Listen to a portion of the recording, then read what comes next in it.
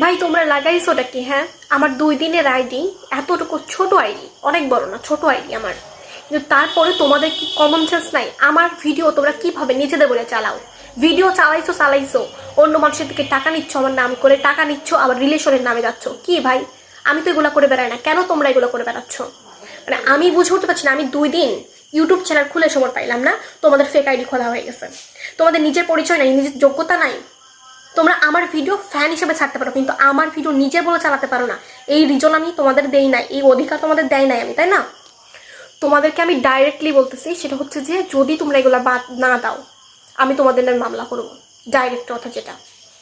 আর আরেকটা কথা, সেটা হচ্ছে আমার ইউটিউব চ্যানেল একটা আফসা মুস্তারি, আমার ইউটিউব চ্যানেলে আফসা মুস্তারি জিরো টিরো কোনো কিছু নাই, ডাইরেক্ট নাম হচ্ছে আফসা মুস্তারি।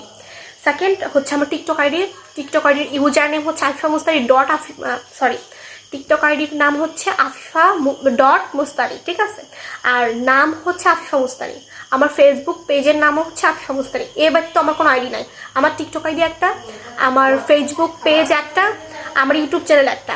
এ ব্যতীত তোমরা অন্য কারোর কাছ থেকে কোনো বিভ্রান্তির শিকার হলে সেই দায়ভার আমি নিব না।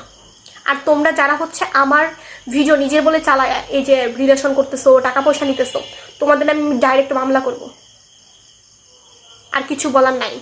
আর এই যে মায়াবতী, তোমাকে আমি ডাইরেক্ট মেনশন দিতেছি।